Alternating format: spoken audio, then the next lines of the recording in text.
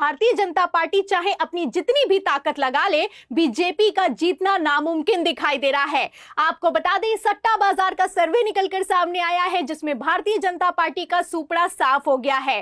खबरें निकलकर सामने आ रही हैं कि बीजेपी की नाक कटने वाली है। जितनी बुरी तरीके से ये लोग अयोध्या हारे थे, उतनी ही बुरी तरीके से अयोध्या के अंडर आने वाला मिल्कीपुर हारने वाले हैं। उत्तर प्रदेश के मिल्कीपुर के अंदर से बहुत सारी ऐसी वीडियो सामने निकल कर आई हैं जिनको देखने के बाद हर कोई चौंकता हुआ नजर आ रहा है कि किस तरह से पोलिंग बूथों पर कैप्चरिंग की जा रही है दोस्तों, यानी कि फर्जिंग वोटिंग की जा रही है, फर्जी वोटिंग करी जा रही है।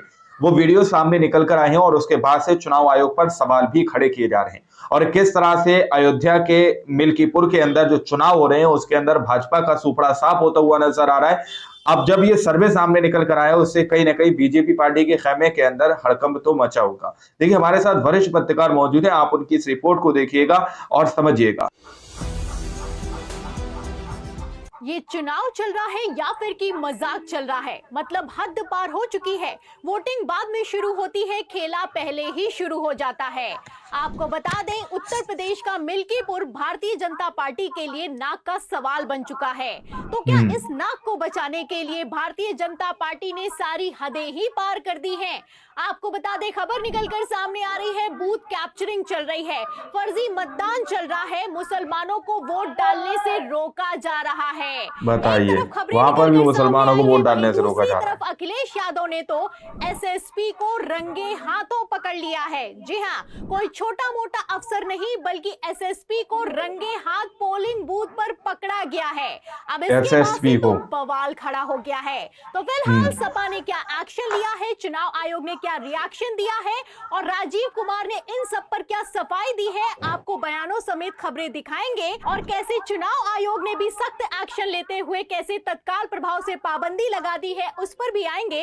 लेकिन उसके पहले आप बिग ब्रेकिंग देखिए, खबर आप देखिए वन इंडिया की। देखिए, इसमें लिखा हुआ है कि मिल्कीपुर उपचुनाव, ईवीएम पर बवाल, एजेंट से मारपीट। तो आप देख सकते हैं, कई जगह ईवीएम खराब है, कई जगह वोट डालने नहीं दिया जा रहा है, एजेंट से मारपीट हो रही है, सपा के नेताओं को गिरफ्तार किया जा रहा है। ये हाल हो चुका है मिल्कीपुर का। आपको बता दें, इन सब के बीच अखिलेश यादव ने एक तस्वीर को ट्विटर अकाउंट पर शेयर किया है और जैसे ही उन्होंने इस तस्वीर को साझा किया है, पूरा का पूरा खेल एक्सपोज होता हुआ नजर आ रहा है।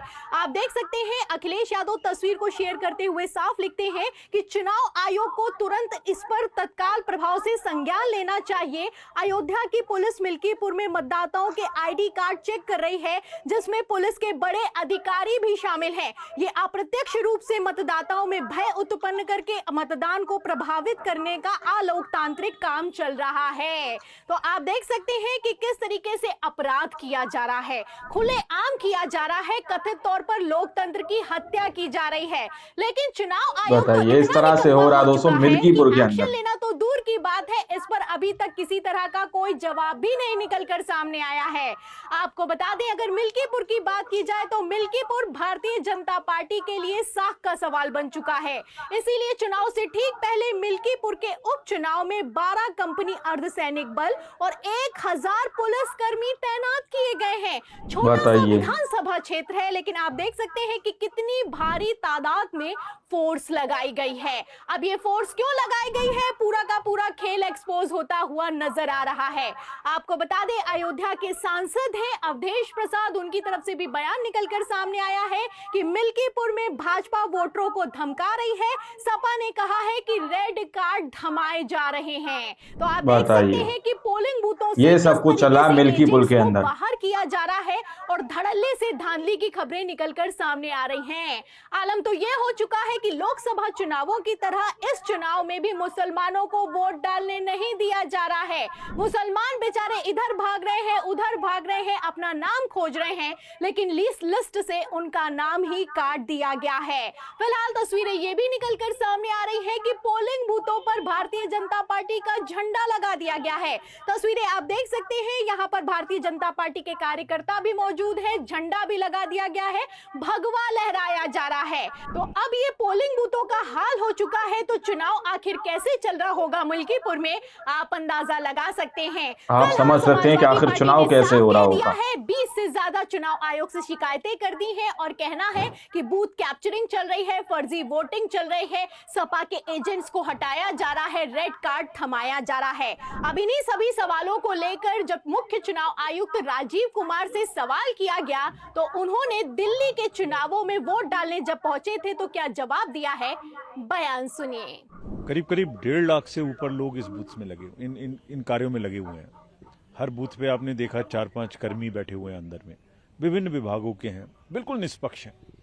जितनी भी मेन स्ट्रेंथ यही है कि ये सब कर्मी अपने अलग अलग विभागों से आते हैं, रैंडमाइज होते हैं और बिल्कुल निष्पक्षता से काम करते हैं। ये मिलते ही पहली बार हैं, 3 दिन 2 दिन पहले, तो इनको मतलब बिल्कुल निष्पक्षता से काम करते हैं। तो सुना आपने, जब राजीव कुमार से सवाल किया गया है तो उन्होंने इतनी बार निष्पक्षता बोल दिया है कि इनकी निष्पक्षता पर ही सवाल खड़े होते हैं। कहना है कि अधिकारी अच्छे से काम कर रहे हैं, निष्पक्ष हैं। अब कितने निष्पक्ष हैं इसका अंदाजा आप इस बात से लगा सकते हैं कि पोलिंग बूथों पर ही भारतीय जनता पार्टी के नेताओं को अधिकारी बना दिया गया है। फिलहाल बताइए, भारतीय जनता पार्टी के नेताओं को अधिकारी बना दिया गया, राजीव कुमार का तो ये क्या आलम आखिरी होगा? चुनाव है और इस चुनाव में राजीव कुमार अपनी बेस्ट परफॉर्मेंस देना चाहते हैं। ऐसे हालातों में सवाल ये खड़ा होता है कि क्या मिल्कीपुर का चुनाव भारतीय जनता पार्टी को जिताने के लिए कुछ भी चल रहा है। फिलहाल मैं आपको बता दूं, चुनाव आयोग चारों तरफ से खेला कर रहा है। एक तरफ मिल्कीपुर में क्या चल रहा है आप तस्वीरें देख सकते हैं, वहीं दूसरी तरफ 6:30 बजे तक के लिए एग्जिट पोल पर भी पाबंदी लगा दी गई है। खबर निकलकर सामने आई है कि चुनाव आयोग ने सख्त निर्देश दिए हैं कि 6:30 बजे तक किसी तरह का कोई एग्जिट पोल जारी नहीं किया जाएगा। आप अच्छे से जानते हैं, अगर 6:30 बजे से पहले हरियाणा की बात की जाए तो किस तरीके से गोदी मीडिया के एग्जिट पोल तक में भारतीय जनता पार्टी हार गई। ऐसे हालातों में चुनाव आयोग इस बार किसी तरह का कोई रिस्क नहीं लेना चाहता है। लेकिन यहाँ पर अगर मिल्कीपुर की बात की जाए तो यहाँ पर भारतीय जनता पार्टी चाहे अपनी जितनी भी ताकत लगा ले, बीजेपी का जीतना नामुमकिन दिखाई दे रहा है। आपको बता दें, मिल्कीपुर के अंदर का सर्वे निकलकर सामने आया है जिसमें भारतीय जनता पार्टी का सुपड़ा साफ हो गया है। खबरें निकलकर सामने आ रही हैं कि बीजेपी की नाक कटने वाली है। जितनी बुरी तरीके से ये लोग अयोध्या हारे थे, उतनी ही बुरी तरीके से अयोध्या के अंडर आने वाला मिल्कीपुर हारने वाले हैं। आप देख भी सकते हैं, हमने अपने चैनल पर दर्शकों से सवाल भी किया है कि कौन जीतेगा मिल्कीपुर चुनाव, तो इस पर 94% से ज्यादा लोगों का कहना है कि समाजवादी पार्टी जीतने वाली है, यानी सपा जीतेगी। चुनाव भारतीय जनता पार्टी के लिए फंस गया है। अब ऐसे में सवाल ये खड़ा होता है कि अगर मिल्कीपुर चुनाव योगी आदित्यनाथ हार गए तो विधानसभा चुनावों में क्या होने वाला है। पहले ये लोग घोसी का उपचुनाव हार गए जो कि लोकसभा चुनावों के तुरंत बाद हुआ था। अब ऐसे में योगी के मिल्कीपुर मिशन का क्या होगा, आपको क्या लगता है? आपकी क्या राय है इस चुनाव पर, भारतीय जनता पार्टी की हालत पर और चुनाव आयोग के खेल पर? क्या पूरा का पूरा सिस्टम लगाने के बाद भी बीजेपी इस चुनाव को जीत पाएगी? इस सवाल के जवाब में इस पूरी खबर पर आपकी जो भी राय है हमें कमेंट बॉक्स में जरूर लिखें। वीडियो को ज्यादा से ज्यादा शेयर करें ताकि सच्चाई दूसरों तक पहुंच सके। हमारे चैनल को लाइक करें, सब्सक्राइब करें, ज्वाइन करें। फिर मिलती हूँ अगली खबर के साथ, तब तक के लिए धन्यवाद। तो आप लोगों ने इस वीडियो को शुरू से आखिर तक देखा।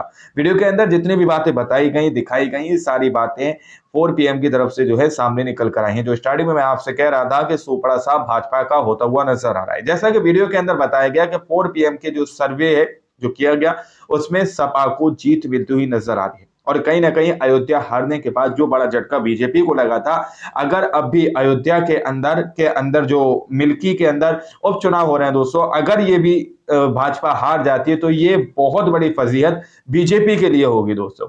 अब तस्वीरें तो ये सामने निकल के आ रही हैं कि वहां पर फर्जी वोटिंग की जा रही है, वहां पर मुसलमानों को वोट नहीं डालने दिया जा रहा। और उसके बाद एक और बात यहाँ पर वीडियो के अंदर बताई गई कि किस तरह से जो भाजपा यानी बीजेपी के जो कार्यकर्ता हैं उनको ही अधिकारी बनाकर पोलिंग बूथों पर खड़ा कर दिया गया। तो खेला अपने चरम पर चल रहा है, लेकिन बावजूद इसके फिर भी जो सर्वे सामने निकल के आ रहे हैं दोस्तों, उसमें यही दावा किया जा रहा है कि बीजेपी कतई नहीं जीत रही। सपा की और ये जो चुनाव है झुकता हुआ नजर आ रहा है दोस्तों।